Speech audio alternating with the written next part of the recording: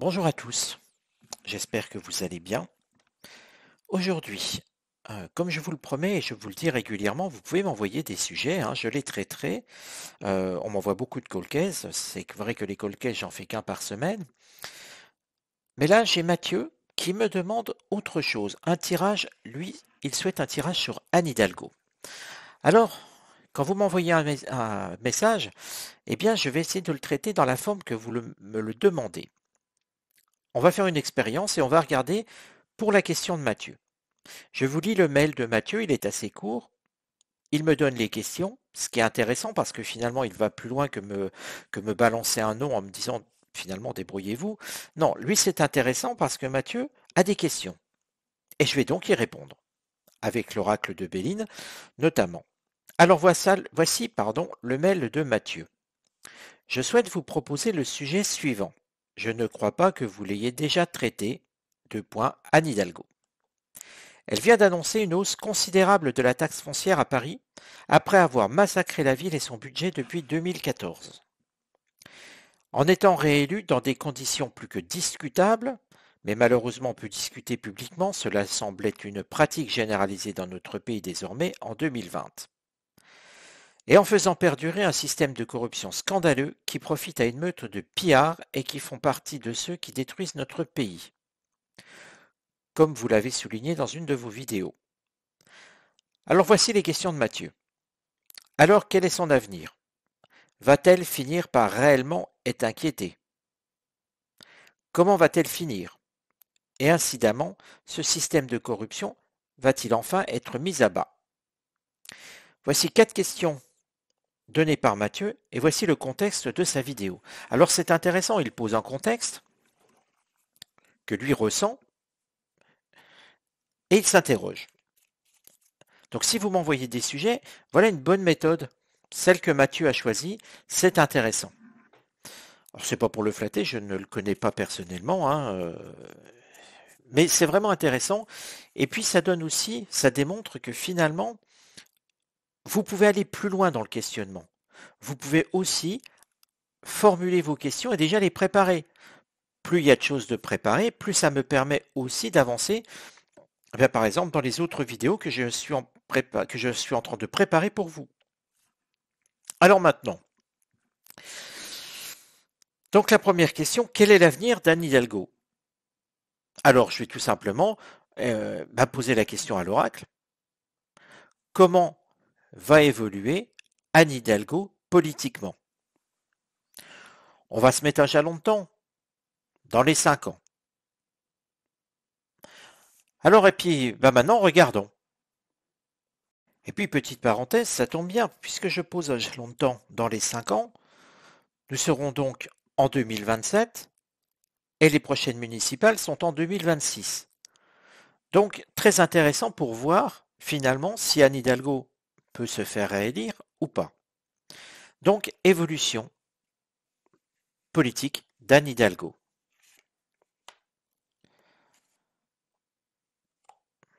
Alors, deux cartes sont venues, je prends les deux, hein, bien sûr.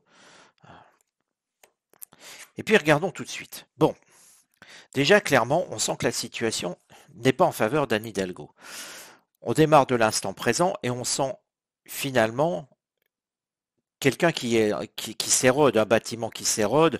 On a sur le temps, avec cette carte saturnienne, une Anne Hidalgo dont le pouvoir, la prestance et tout ce que l'on veut continue de s'éroder. On sent un bâtiment qui s'écroule et finalement la carrière politique d'Anne Hidalgo est déjà en train de s'écrouler. C'est vrai que son résultat à la présidentielle ne plaide pas du tout en sa faveur, même si les socialistes étaient en débâcle. Anne Hidalgo n'a rien fait, au contraire, pour redresser la barre. Et que même sa candidature, je dirais, n'a fait que accentuer la débâcle des socialistes et sa propre débâcle. Et qu'est-ce qu'il va faire? Alors on pourrait se dire que quelque part, il y a des choses qui vont ressortir contre elle. Parce que son nom va revenir souvent. Souvent dans des affaires, souvent dans des choses qui ne sont pas claires. Et puis des projets qui vont tomber à l'eau, des projets qui vont un petit peu s'affirmer et ne pas se concrétiser. J'en bafouille tellement, j'en vois des choses qui apparaissent devant mes yeux. C'est pour ça, désolé. Mais sincèrement, Anne Hidalgo va mettre des choses en route encore, va faire parler d'elle et non pas dans le bon sens. Alors quel conseil faudrait-il donner à Anne Hidalgo? Eh bien, de faire une forme de redistribution, c'est-à-dire non pas faire ce qu'elle finalement Mathieu vient de relever, c'est-à-dire mettre la taxe foncière à Paris, de la faire augmenter, mais au contraire, avec cette carte présent, accompagnée finalement de l'élévation, de cartes solaires, de cartes qui mettent en lumière les choses, qui donnent des solutions, on la sent quand même étrangler fortement les Parisiens. Anne Hidalgo est une personnalité qui gère finalement très mal sa mairie de Paris. Avec la hausse des impôts, l'oracle lui conseille de faire tout à fait le contraire, de savoir redistribuer et de le faire fortement, comme cette carte de l'élévation le suggère.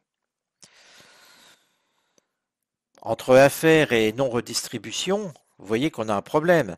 Euh, et comment vont évoluer les choses? Bon, avec ces deux cartes, en 2026, Anne Hidalgo ne ressort pas. Clairement, son avenir politique, avec cette carte procès dans la synthèse, on sent déjà quelque chose qui va se terminer. Vous savez, un petit peu ce sigle où on croise les bras, on sent que c'est la fin pour elle. Et puis, surtout, avec la carte trahison, on sent quelqu'un qui n'a, derrière cette carrière politique, va agir complètement à l'opposé de ce qu'on pourrait attendre d'elle. Elle est du Parti socialiste. On sait effectivement tout ce qui se passe dans son parti, mais on s'attendra à quelque chose de mieux de sa part. Et non, on sent vraiment qu'il y a un système effectivement qui n'est pas clair. On sent que Anne Hidalgo, moi je la sens filer vers des conseils d'administration. Vous voyez, on entend souvent parler des ministres qui sont nommés dans des conseils d'administration pour toucher en plus de l'argent de ces conseils, alors qu'ils ne font rien à part donner leur avis. Eh bien, je sens Anne Hidalgo filer dans ce même genre d'aspects, de propositions, et puis de quelque part encore avec des conflits d'intérêts qui vont revenir. Je ne serais pas étonné de voir Anne Hidalgo venir au conseil d'administration d'une société de bâtiments de travaux publics, vous voyez? C'est vraiment dans ce style-là. Après les avoir fait travailler pour certains dans certains domaines, eh bien, être récompensé en retour et finir dans leur conseil d'administration. C'est un peu cette idée-là qui me vient en tête, c'est un peu ces images qui me passent sous les yeux. Je ne vois pas une Anne Hidalgo, finalement, euh, œuvrer pour des associations, vous voyez, des choses qui sont caritatives, qui aident. Non, elle ne finira pas au Resto du Cœur, par exemple, pour aider. On est plutôt sur quelqu'un qui va tourner le dos à ce qu'elle devrait faire. Alors maintenant, Mathieu me demande, va-t-elle finir par être réellement inquiétée? Alors, ici, rien ne le dit. Même si, quand même, son nom apparaît dans des projets ratés. Voyons un petit peu comment elle va évoluer sur le plan de la justice. Bon, je dirais que la bonne nouvelle pour Mathieu, c'est que Anne Hidalgo ne sera plus maire de Paris en 2026.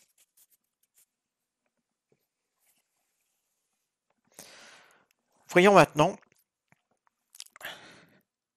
évolution des rapports entre la justice et Anne Hidalgo. Non, je vais reformuler ma question. Vous voyez pourquoi j'insiste toujours, une bonne question donne une bonne réponse. Là, je risquerais d'avoir une réponse tout à fait mitigée et de mal l'interpréter. Je vais plutôt me poser une question toute simple à une carte. Comment la justice va-t-elle agir face à Anne Hidalgo?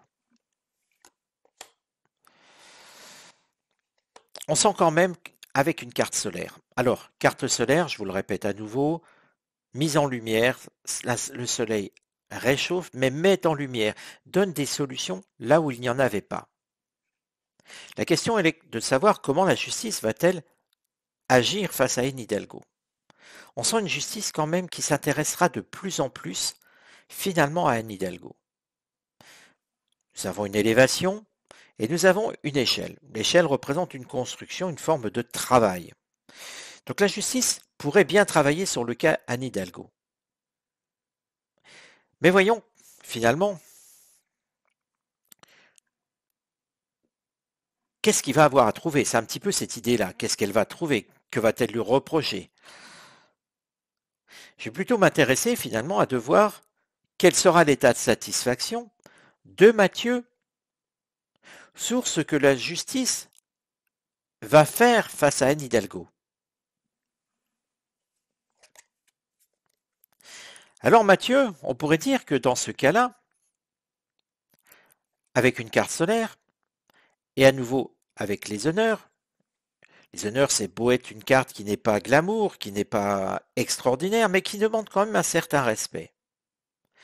Et finalement, en se disant ça, on peut se dire que Mathieu sera satisfait. Quelque part, il se dira enfin, on respecte les Parisiens. C'est un petit peu dans ce sens-là que l'oracle semble lui répondre. Alors c'est intéressant parce que finalement, euh, la justice va s'intéresser à Anne Hidalgo. N'oublions pas que le président de la République, lui, est protégé pendant son mandat de tout ce qu'il peut commettre, mais pas les maires. Pas les maires du tout. Et que va reprocher la justice à Anne Hidalgo?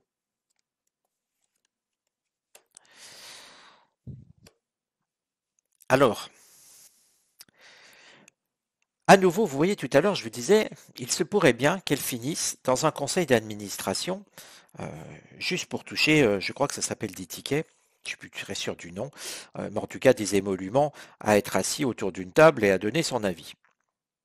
Petit remerciement pour service rendu. Moi, j'ai le sentiment qu'il y a un problème avec les travaux publics à Paris. Une forme de corruption, soyons clairs.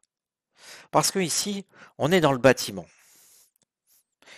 J'ai l'impression que Anne Hidalgo a fait détruire des bâtiments, construire d'autres, donc c'est du travaux publics, hein, tout ça, c'est des travaux publics. Pour moi, il y a quelque chose de pas clair là-dedans, et qui sera mis en évidence par la justice. Donc à sa réponse, va-t-elle finir par être réellement inquiétée? Oui. Comment va-t-elle finir?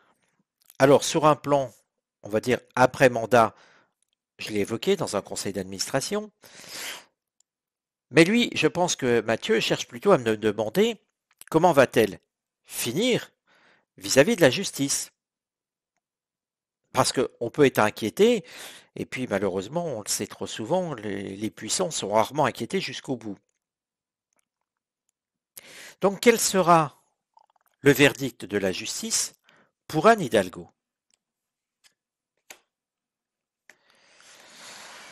Alors j'ai le sentiment là, vous voyez que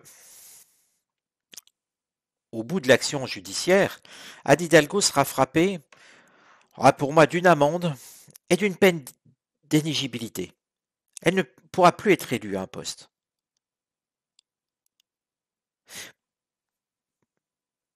Avec un peu de prison avec sursis, mais rien de ferme. Donc pour ceux qui attendent de la prison ferme pour elle, non. Pour moi, malheureusement, non. Enfin, malheureusement, je n'ai pas à juger, vous me direz, vous avez raison.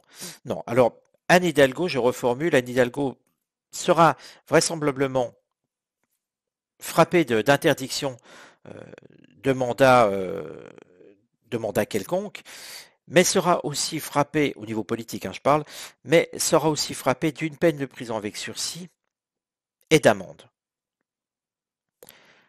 Et ce système de corruption va-t-il être enfin mis à bas? Alors oui, effectivement, la justice s'y intéressant fortement va mettre en évidence et va mettre l'éclairage sous le système de corruption qui existe actuellement. Mais je voudrais terminer sur autre chose, c'est de voir finalement la prochaine municipalité, comment elle agira. Est-ce que ça va recommencer, oui ou non?